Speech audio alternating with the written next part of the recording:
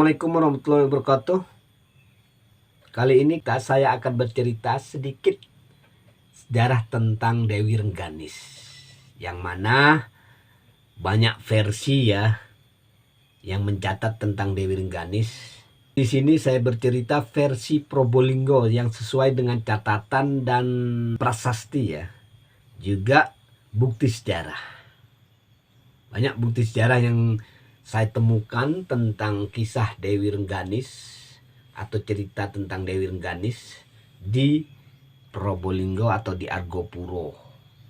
Dan di semua versi cerita tentang Dewi Rengganis itu ada penyebutan tentang Argopuro, yang Argopuro.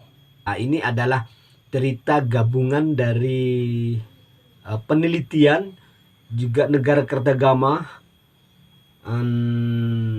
Kitab Okeman, juga Prasasti Batur.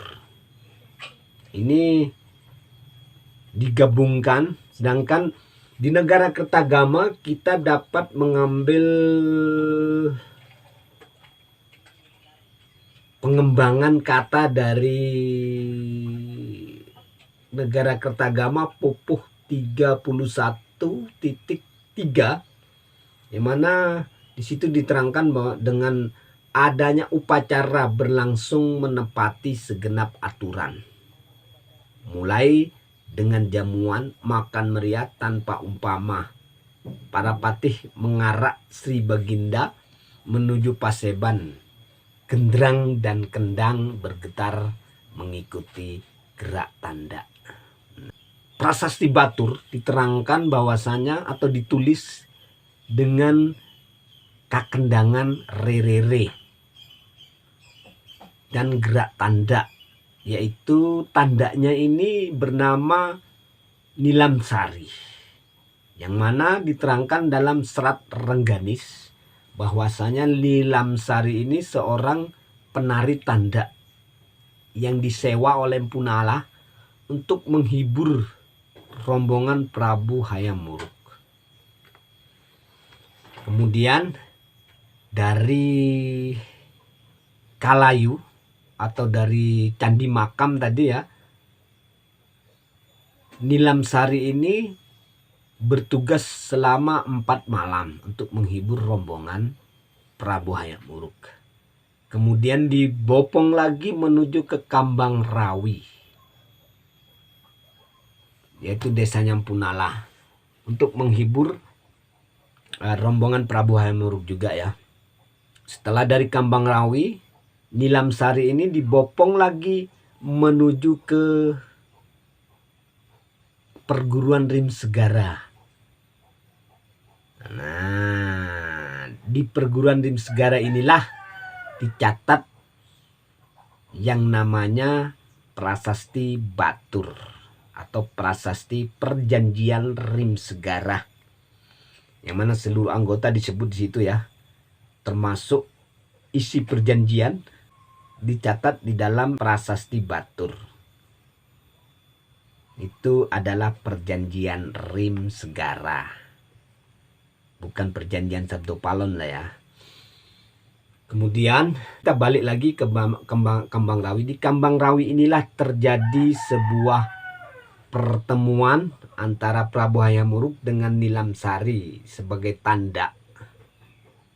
Pertemuan berlanjut ke percintaan dua kasta yang berbeda. Nah, disinilah cerita bermula. Kemudian Prabu Hayam Wuruk merasa suka terhadap tanda tersebut. Akhirnya dipilihlah menjadi selir dan dibawa menuju Keraton Majapahit. Di Keraton Majapahit itulah Prabu Hayam Wuruk selalu memberi perhatian terhadap Nilamsari, sehingga terjadi kecemburuan dari Dewi Suhita ya. Dewi Suhita adalah permaisuri resmi dari Prabu Hayam Wuruk. Dari kecemburuan tersebutlah Dewi Suhita ini memerintahkan segerombolan pasukan khusus pengawal raja yang dalam Ogeman itu disebut dengan Bolo Reco Wesi, yang berusaha membunuh Nilam Sari di dalam keraton. Namun tidak berhasil ya, usaha mereka tidak berhasil di dalam keraton. Kemudian Nilam Sari dibawa lari oleh pengawalnya, kalau sekarang kita sebut bodyguardnya, yang terhitung sangat sakti pada waktu itu ya. Kemudian dibawa lari ke sana kemari. Ini lari ke sana, lari ke sini, lari ke mana-mana. Selalu ditemukan oleh pasukan khusus ini lokasinya ya. Sehingga di titik-titik tertentu itu ada semacam lokasi yang pernah ditempatin sembunyi oleh Dewi Nilam Sari. Terakhir, Dewi Nilam Sari ini melarikan diri menuju ke perguruan atau pertapaan Hyang Argo di puncak Gunung Senonjang. Kalau dulu bernama Senonjang, sekarang bernama Gunung Argopuro. Nah, di sanalah Dewi Nilam Sari ini bersembunyi, disembunyikan oleh abahnya atau ayahandanya atau boponya, namun masih tetap terlacak oleh pasukan khusus yang dikirim oleh Permaisuri Prabu Hayam Wuruk, yaitu Dewi Suhita, untuk membunuh Dewi Nilam Sari. Bala Reca Wesi yang mengejar Dewi Nilam Sari sampai ke puncak Gunung Argopuro. Di sana mereka bertemu dengan cantrik atau bala cantrik. Bala cantrik ini kalau sekarang bisa disebut murid-murid atau santri ya, yang berusaha menghalangi laju perburuan Bolo Reco Wesi. Kemudian Bolo Reco Wesi ini bertanya, "Kami tidak ada urusan dengan Anda. Kami hanya memburu satu orang yang bernama Dewi Nilam Sari." Kemudian ditanggapi oleh bala cantrik ini, atau dijawab oleh bala cantrik dengan kata-kata, "Di sini tidak ada Dewi Nilam Sari. Yang ada adalah Dewi Rengganis, putri dari guru besar kami." Akhirnya di situ terjadi pertempuran ya. Kalau zaman dulu disebut pertempuran, pedang bertemu pedang, tangan bertemu tangan. Kalau sekarang mungkin kita sebut tawuran ya, tawuran ala anak SMA, ala anak mahasiswa. Jadi setelah pertempuran tersebut, bala cantrik ini kalah. Semua dibantai oleh bala Reco Wesi, yang akhirnya kecewa karena tidak menemukan sosok Dewi Nilam Sari. Kemudian perguruan atau Rika Sogatan yang ada di puncak Gunung Argopuro ini dihancurkan ya. Dihancurkan, termasuk perguruannya, juga arca-arcanya itu dihancurkan, dan kemudian mereka akan balik ke keraton. Namun ketika mereka akan melarikan diri dari Gunung Argopuro, mereka mendengar lantunan kidung atau nyanyian yang bernada menyedihkan namun dapat menggetarkan seisi gunung, yang bernama Kidung Rengganis.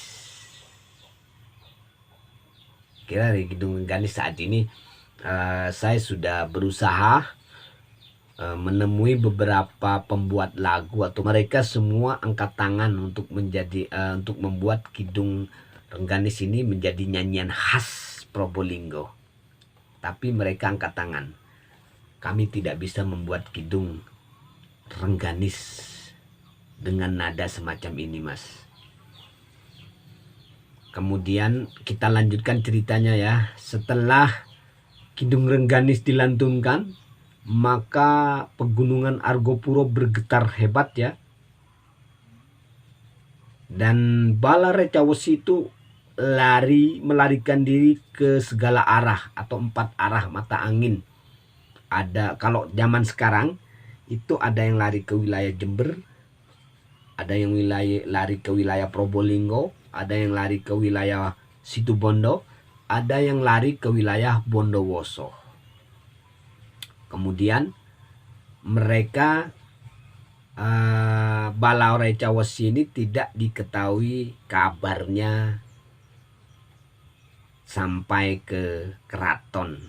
Dari masa itulah secara spiritual dilacak bahwasanya Bala Recawesi ini ada di 4 mata arah angin di Pegunungan Argopuro, dan mereka sekarang bertugas sebagai penjaga pintu gerbang batu Gunung Senonjang. Dan mulai saat itu Gunung Senonjang berubah menjadi nama Argopuro atau pintu gerbang batu.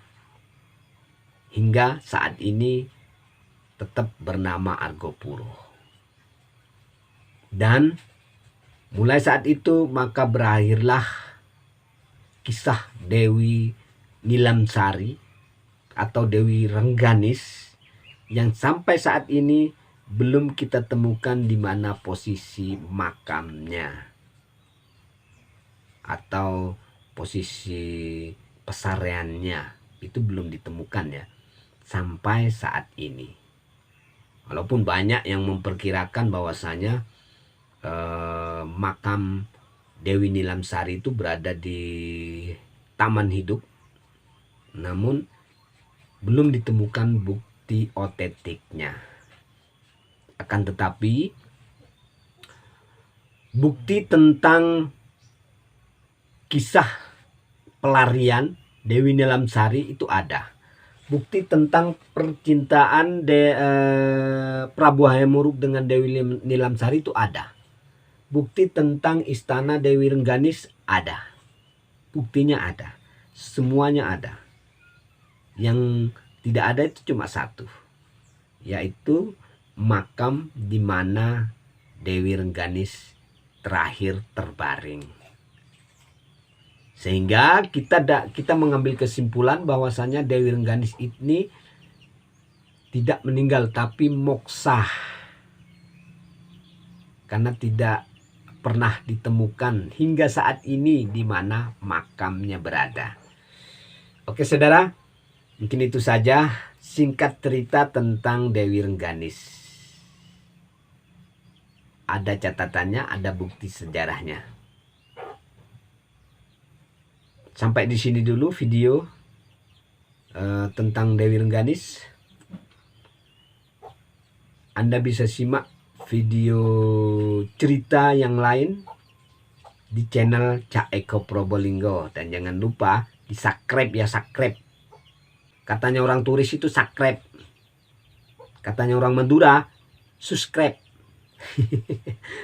Wabillahi taufik wal hidayah. Wassalamualaikum warahmatullahi wabarakatuh.